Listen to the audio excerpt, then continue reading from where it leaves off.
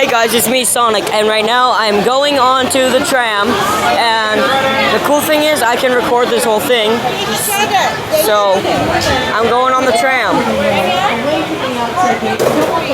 Little guys sitting up the end. Just things get bumpy out there. I'm gonna wear these 3D glasses so I can get the full effect. These glasses are 3D and you don't get 3D glasses, so I get 3D glasses and you don't. World's biggest and busiest working film studio. What's up, Nathan? Now, before we leave, I just want to make sure everyone has a pair of three-dimensional ocular devices. If you do not have a pair of 3D glasses, raise your hands right now. We'll get some over to you. Anybody need some? Everybody's got them? Smart crowd. All right. Cool, cool, cool. If you're sitting on the left-hand side, just be aware those gates are closing down momentarily. Just we have a lot of sudden tram movements. You know what? I look nerdy in these. Tails, you wear them. Backlot. Okay, I don't mind looking nerdy. Our amazing driver, Nathan, on board. Give it up for Nathan, huh? Ooh, Nathan, yeah. All right, there we go. Someone else we got to introduce you to is our very special co-host of the tour. You may know him from Saturday Night Live. He's also the host of The Tonight Show. You got it. Jimmy Fallon's joining us today, too. Give it up, Jimmy. Hey there. You made it. Welcome to the Universal Studio Tour. I'm Jimmy Fallon. I'll be making sure that you get through this experience in one piece. You got the very best guide. Ryan. And the greatest driver. Nathan. They're the best. I love them. Even though Ryan owes me $5. Wait, what? I know you guys are excited to get on the tour, but first, a few safety rules. I gotta pay Jimmy back. I totally forgot about it. We'll talk later. Safety rules. Oh, thanks, Ryan. All right, cool. Safety rules. I got a few of them. First and foremost, if you need any guest assistance, if you have a medical emergency, nothing 3D is happening, visual issues, or if you accidentally drop something off the side of the tram, that's when you need to go ahead and pull that red emergency cord that's running up and down the center of the ceiling, and I'll come back and assist you as soon as it is safe to do so. Otherwise, for the entirety of the tour, please do remain seated, keeping your arms and legs inside the tram at all times. Keep in mind, folks, the studio is on private property, so if you do accidentally drop your phone off the side or you just can't wait to use the restroom, just go ahead and pull that red cord to get my attention. But please, water effects. So you do want to have your cameras out for some amazing photo opportunities. Okay, Sonic. Or what you might see on the tour. Nothing 3D is happening yet, Sonic. For your safety okay, Tails. Okay. Please do not use any selfie sticks while you're on the tour. All right. That's it for the safety rules, folks. We are now traveling down our timeline. It's gonna be on the way to so the front cool lot of our studio. Started from the oldest films to the newest films. I can't amazing wait posters on either at all. side of the timeline here. These are just some of our favorite Universal Studios films. I got some of my favorites out there. Apollo 13, Back to the Future, E.T. We've been making movies right here at this location for over 100 years. That's right. When our founder Carl Laemmle opened up Universal Studios back in the public, back in 1915, he wanted to share his vision with the world of a movie city. An entire city dedicated to the production of motion pictures. And that's exactly what we still have here today, folks. Universal City. We have our very own zip code. We got our own fire station coming up on the right-hand side here. We've got over 28 sound stages.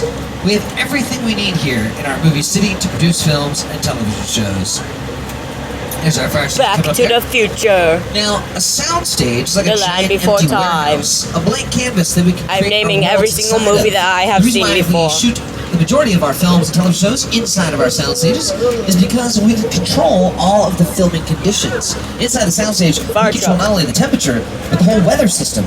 We can shoot night scenes during the day scenes Jurassic during the Park. night. Now we can create whatever lighting we need to, so no matter what it looks like outside, we've got the ideal filming conditions inside our stages. I've seen the Nutty Now the first sound stage you're going to see is coming up on the left-hand side at the bottom of the hill. It says The Voice on the side. That's where we used to film The Voice for many years. We've moved that production. I'll show you later on the tour, but right now I'm going to show you some incredible Universal Studios films that have all shot scenes inside Stage 12, one of the oldest and largest sound stages in the world. Bruce Almighty.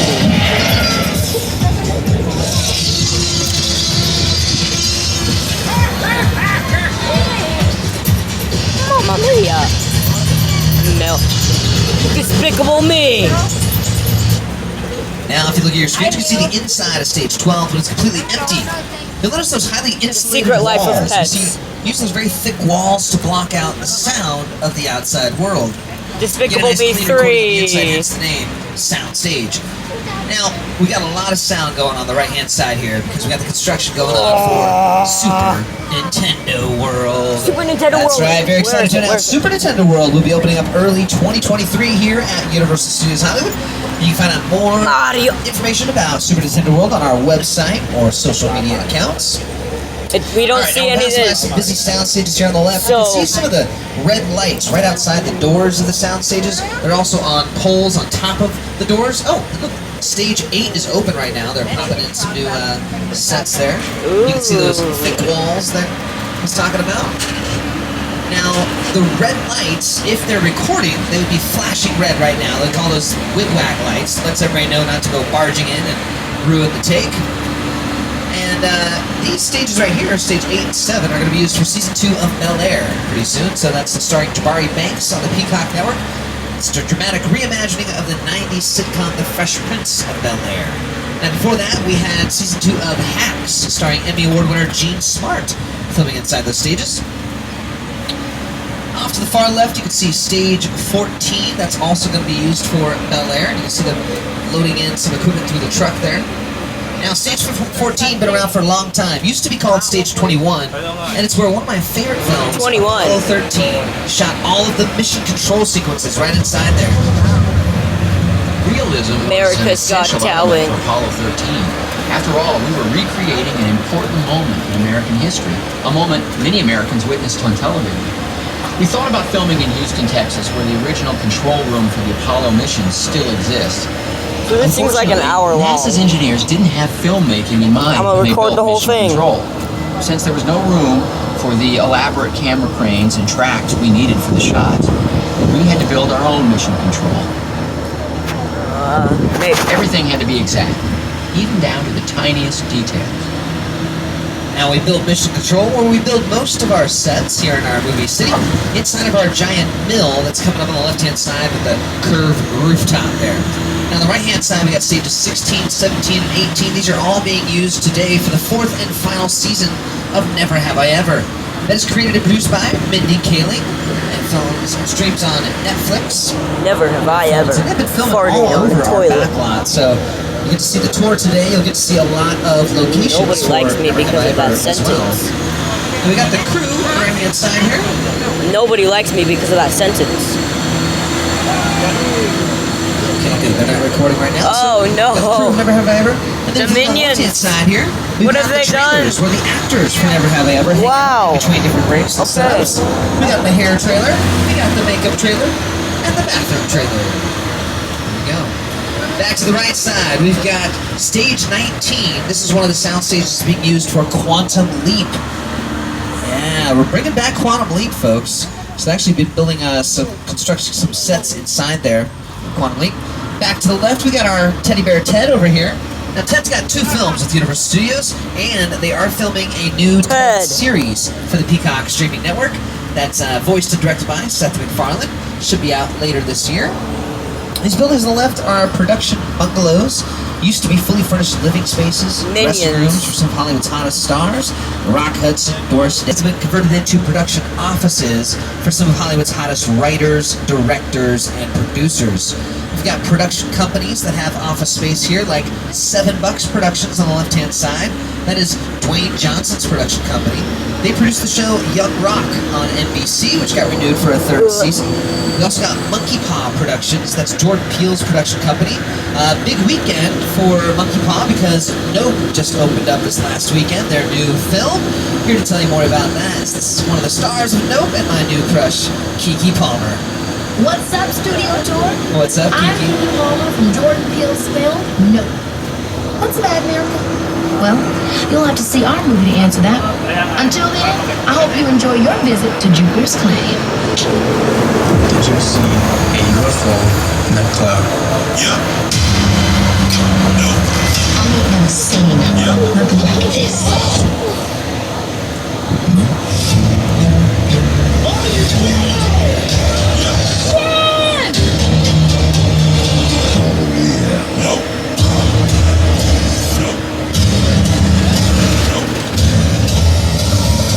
Hell no. Only in theaters now. Rated R. All folks. Jordan Peele with the new film, Nope. Alright, take a look at the left-hand side. You see the entrance of our metropolitan sets. That is New York Street right there. And now don't worry, folks, we're going to get a closer look at these metro sets. Let's point out to you on the load line. But before that, I'm going to turn it over to our co-host, Jimmy Fallon. He knows a little more about filming in New York. Take it away, Jimmy. Hey everyone, welcome to New York. I got my start right here in New York on Saturday night. What? This is actually my old neighborhood. What's got mugged over there? An old woman, tough lady. This is my favorite hot dog guy. Hey buddy, how's it going? Remember me? No. Just like old times. Gotta love New York City. Hey, I'm walking here. It's cool, guys. I was just, just walking there. So it's not exactly New York, but a lot of times when you see New York in the movies, it was shot right here on the Universal Metro sets. If you can make it here, That's pretty you can cool. make it anywhere. Even if you make it here on the Universal lot. A lot of times we've seen New York in the movies. It was shot right here on our backlot Metro sets.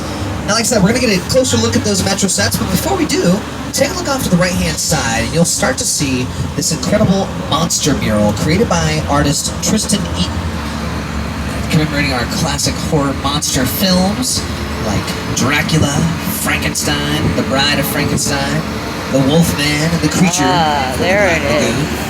An entire mural was created with spray paint. Wow.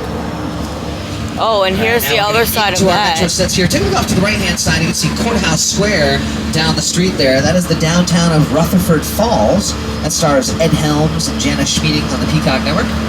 Now we're entering into our London Square. A little different architectural styles, a little more European here. Now, larger-than-life films like Captain America: The First Avenger, shot right here. In fact, the scene where he's running on top of the taxi cabs was shot just outside this green building that we're passing by up ahead here. Green building. Now you can see the various crossing signals and street lights on the left-hand side there, stop lights. Each one of those, we can just move around anywhere we need to on the sidewalk. In fact, if you look at the sidewalks, you see the square metal plates, little holes in them. Each one of those has electrical outlets we can plug directly into so we can power our street lights, stop lights, and crossing signals. Yeah. The back left one, you can actually see the cord coming out kind of plugged in right there on the side. And that's all throughout our exterior sets too. But now, we're turning on to New York Street. Now, off to the right-hand side down that brick alleyway was a scene for Hobbs and Shaw where Dwayne Johnson was walking into the alleyway right into a nightclub, one of the opening scenes. They did a couple of chase scenes here in our Metro sets as well for Hobbs and Shaw. Right here on New York Street, American Ninja Warrior had their obstacle course set up recently for the most recent season that premiered June 6th on NBC. Now these buildings, they look like the real deal, right? But they're what we call facades, which means we just build the front and sides of the buildings. Your imagination fills in the rest. Now what looks like brick and stone is actually just foam rubber and fiberglass built on a wood frame shell. We use those lightweight materials so we can redesign our sets for different time periods and different locations. Now, another way we can indicate a different time period or location is through set decorations. Right now, the sets are very neutral. We don't have all the details added onto them. So imagine yourself in your favorite big city and then look around our city street and figure out what's missing from something here. If we were ready to shoot, we would need to add some things here. Probably a lot more people walking around, right? Yeah, so we'd have our background performers or extras walking on the sidewalks, in and out of the businesses, to kind of fill in the scene. Probably have a lot more cars parked on the street, so we actually have a whole department of picture cars. Those are vehicles that we use to fill in the background and decorate the street. Depending on the different time period, we'll have different time period of vehicles. Whoa. We'll show you more pictures. It's the most satisfying and the most fun. I've got to say, Blues Brothers. We got to sing, we got to dance, got to drive, and train with the best stunt people in the world, and got to be an actor and a writer. So it was a good piece of work. Now, someone who took us to New York circa 1933 was Mr. Peter Jackson when he recreated the classic King Kong. It's the original King Kong that made me want to direct movies. I saw that movie on TV when I was about 8 or 9, and I wanted to become a filmmaker. I like films that just take you away from your real life and sweep you up an adventure. Kong literally does that. I mean, you're on board the ship, you're sailing to a lost island, you're encountering monsters and creatures from, prehistoric times. So I was thrilled when Universal invited me back to Skull Island, and it's great to have you along for the ride. Now, we have created this 3D immersive experience, so you're going to have your glasses ready. Don't put them on yet, but just have them in your hand because we're about to return to Skull Island. Tails, this is your time to explain. All right. We really put a lot of thought into the character and personality, and he's so much more than a monster. Nothing 3D has happened yet. Majestic, ancient creature. He's a force of nature. He's old, he's wise, he's It's dark. proud, he's fierce, and obviously he has a heart. The most important feature with Kong are his eyes. Kong's eyes are really expressive. Seriously, you didn't have to scare me. His eyes are like a window into his personality and his heart. Oh, here it comes.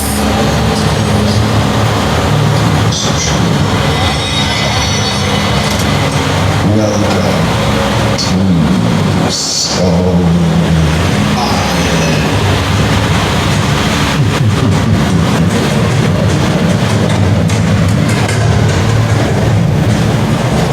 Whoa, Sonic, you were just glowing.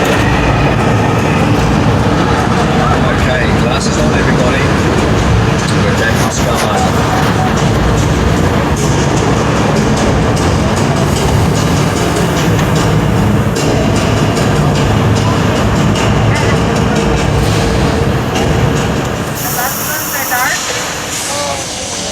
Whoa.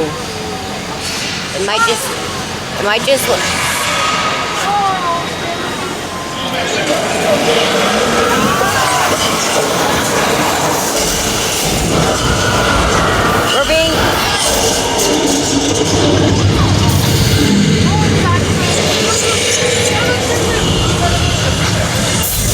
We're being chased by dinosaurs. I know to you guys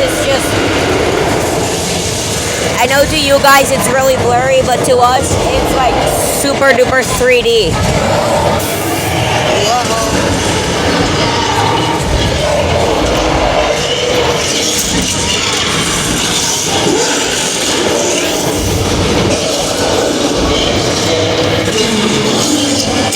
Yeah, so you guys see blurry, but I see 3D, so I'm gonna pause this.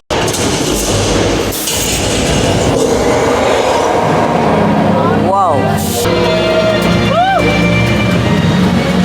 Well, that was crazy. Folks, that was King Kong 363D. That was crazy. Intense 3D experience. My face got all wet. I hate water. My face got wet. I hate water, and my face got wet, guys. Awesome. All right. Well, folks, you can hold on to your 3D glasses. You don't need to wear them right now.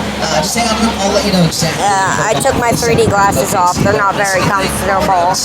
Now, we got I took them off. Special effects. They're not very comfortable. CGI or computer-generated imagery. Well, let's take a look behind the scenes. Computer. How they created that immersive 3D experience. The whole process headed up by Weta Effects.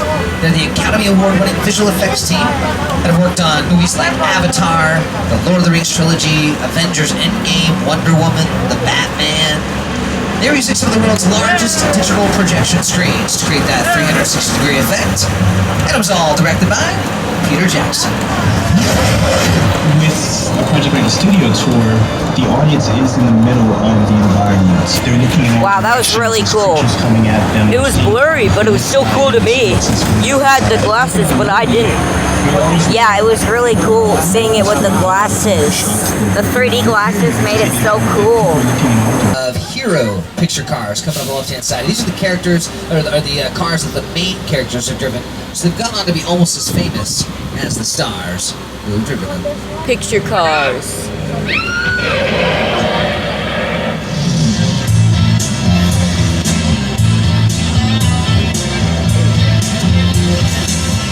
Movie cars.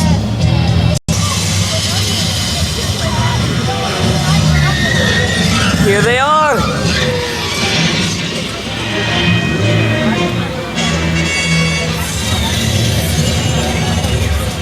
We got some zero-emission vehicles here from the Flintstones. Whoa. That's right, 100% foot-powered.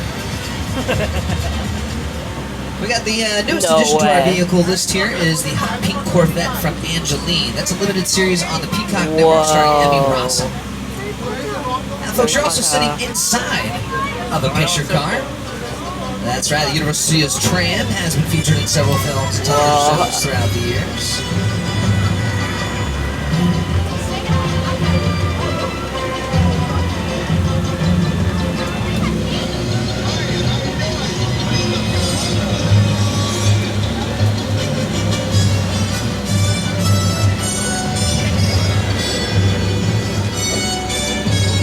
Costa Rica. More picture cars. More picture cars. More picture cars. More picture cars. Oh my god. We might have some loose dinosaurs running around this side of the tram.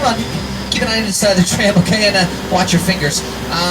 Left-hand side, that's the mobile medical lab from the Lost World, sequel to the original. Right in front of it is the Dino Catcher, which we're going to have to use to round up these loose dinosaurs. So keep an eye out for me. I'm going to look up ahead here.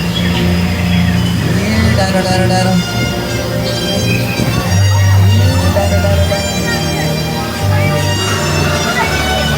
That tree has a camera on it.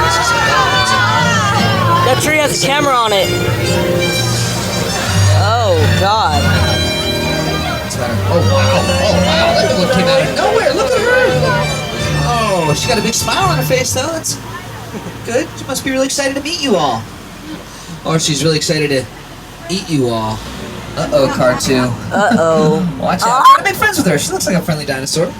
I think so. We saw that I don't. medical lab there. How rude, Tails. This terrifying scene from the Lost World. I'm telling Vector what you said. No. That's his Now- girlfriend. No.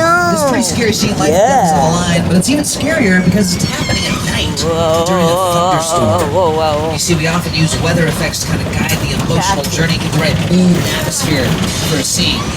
Now here in sunny Southern California, we can't just wait for the right weather to happen. No, here in Hollywood, we make our own weather. So we've now brought ourselves to our Old Mexico sets. Beautiful sunny afternoon, Old Mexico. That's a very nice, pleasant way to do a scene. Let's make it a little more dramatic, though, shall we?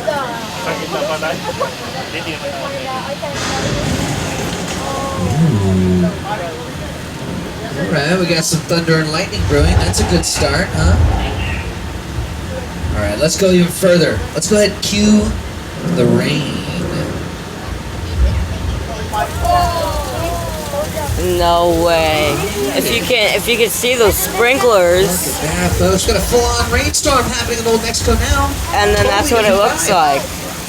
Now, we're creating this movie rain by using a very sophisticated, very high-tech piece of film equipment. It's called a sprinkler. Wait, that means I have very high quality movie equipment in my front yard. Trying to debunk that myth. Yeah. But you guys probably know what happens if you have too much rain all at once, right? Yeah. Keep your eyes on the left-hand side, y'all. About to find out. Oh no, a flood!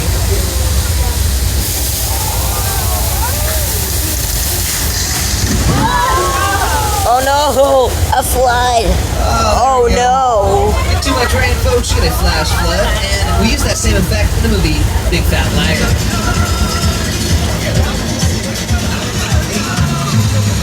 Oh gee! We'll see about that. There's a rubber ducky! Why is there a rubber ducky? Why is there a rubber ducky? Now, this area of Old Mexico was used in HBO's Westworld as the town. Westworld. My favorite TV shows. Also, right in front of that church facade, we shot some scenes for the Three Amigos. And now we're heading into our 6 points, these Western sets here.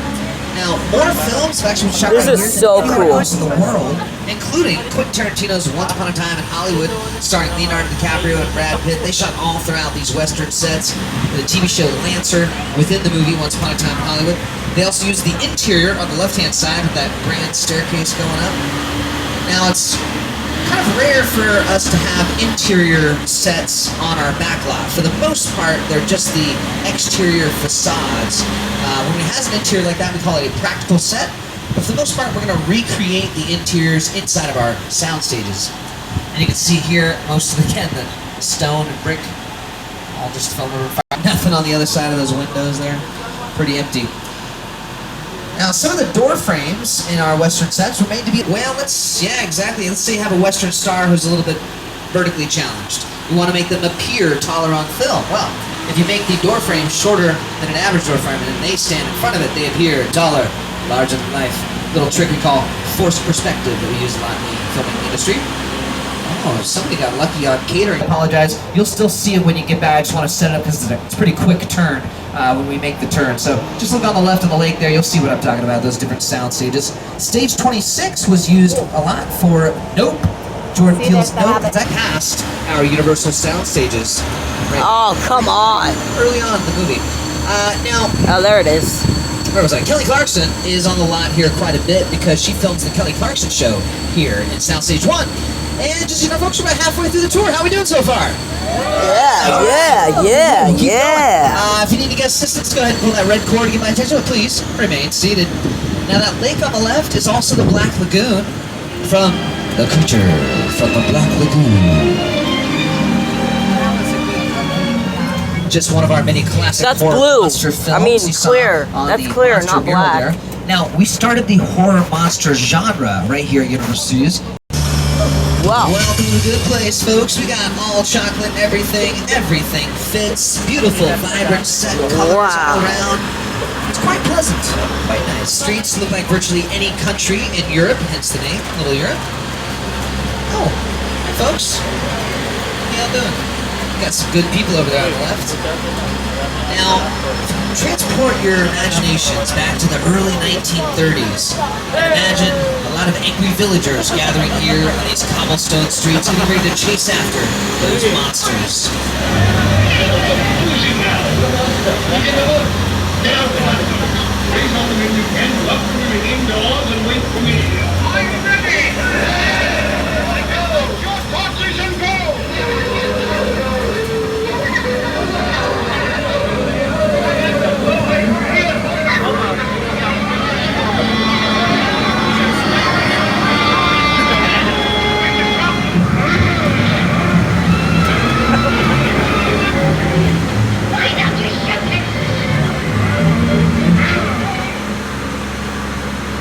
That's what we think of monsters. Dracula, Frankenstein.